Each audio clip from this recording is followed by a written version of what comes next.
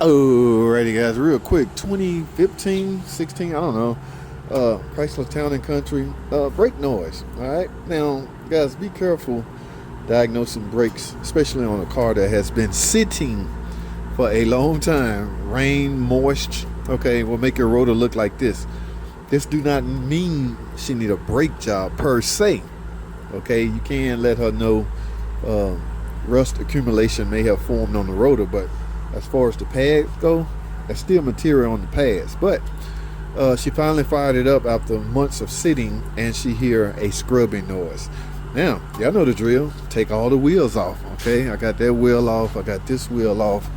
Now, the rear brakes are low. However, looking at this is not what's causing the scrubbing noise. In fact,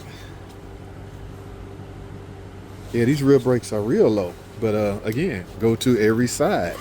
Now, moving right along over here, I find, ta-da, okay, now we've been scrubbing, okay? Y'all know me, guys. I say this all the time.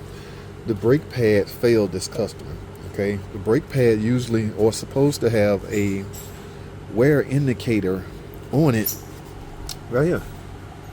That is designed to scrub into the rotor while you're driving.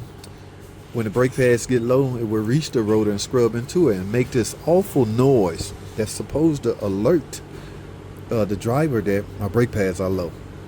For some reason, they don't work, or the customer simply ignore them because it's there, right there. At any rate, who cares at this point, right? You need to be able to stop. Now, they want their brakes fixed and they want to be able to stop. So what I did was recommended the best set of brake pads, the best set of brake parts you can get for a car. That's right, guys. Y'all know where this is going. Mopar, baby. Yeah, I got Mopar pads here. Hardware kit. I'm only doing real brakes and brand new pads. I'm gonna put some Stop Squeak on here. Let it soak in here. Guess what rotors I got? Yeah, we got to do rotors, guys. We can't turn that rotor because they let it got to the point where you're scrubbing. Mopar rotors. All right, what's the difference between an OE rotor and let's say an advanced $35 rotor? Because these are not $35 rotors, guys. I don't know. Anybody out there know how to pull up parts prices? What do this rotor cost? And let's compare these to advanced auto or AutoZone rotors. Okay, I'm sure they're not the same material. They don't use the same material. However, what separates the two? And is it okay to use the $35 rotor? I have. Okay, these are just the parts I'm giving, guys. So I'm just bragging on the fact that they're Mopar. Now let me go grab some. I put Stop Squeak on it, and this look awkward. Okay, every time I do this, I get weird comments in the comments section. The Stop Squeak is liquid. We put it on this side of the pad, not this side. In fact, I'm gonna show you. But in order to do these brakes, because they have a different caliper setup, I'm gonna need a special tool. My tool I bought decades ago. Mac tool. Yes, this is used to turn the piston in. You got to drive the piston all the way into the caliper to make room for the new set of brake pads, right? I've been had this tool a long time. I don't use it that often though. I don't think I ever used this head or this head. It's always these three. And this thing has bailed me out of a lot of jams. Now, I've made videos in the past explaining that if you don't have a tool, there are finagling ways you can get that piston in. We just hope we don't get to that point.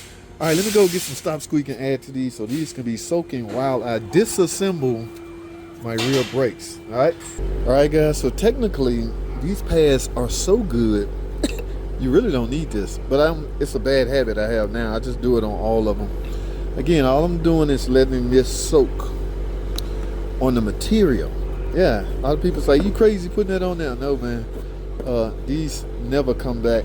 This is actually Valvoline. Now BG make I seen Fluffy Mexicanic use the BG version. Hope I don't have none of these because they don't have a need for none of these. And just kind of put it flat on the surface. Oh, otherwise yeah. it gets, look at that, get on my hand. It's so hard to get off, man. So you know what I'm saying? Yeah. What you got this for? Oh, that's I'm working on something back there. It's really low profile, man. Really good. Astro and OEM tools. Just let this set soak on that while yeah, it'll quieten everybody up. But we're trying to prevent squeak, y'all. Exactly. We don't want these customers coming back. Gotta let it dry though. Gotta let it dry.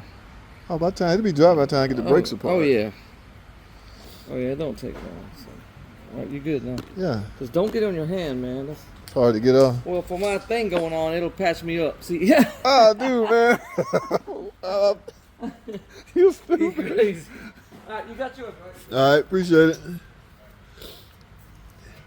All right, guys, I just got a crash course. He neglected to explain why, but again, we are creatures of habits. All right, break, stop, squeal is what they call it. I didn't have none, so I had to go get his, and he found it necessary to come show me, a guy with all this experience and all these patches, how to use it. I'm playing, guys. Y'all know I play a lot, but yeah. So these are Mopar pads again. You might not need this. In fact, I don't think you do. We just do it out of habit. And again, don't forget your tool. So while this soak and dry, I'm going to disassemble this. And guys, I'm not turning the rotor, so there's really nothing to.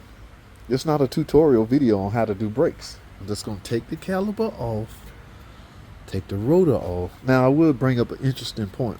Make sure you lube the sliding pins.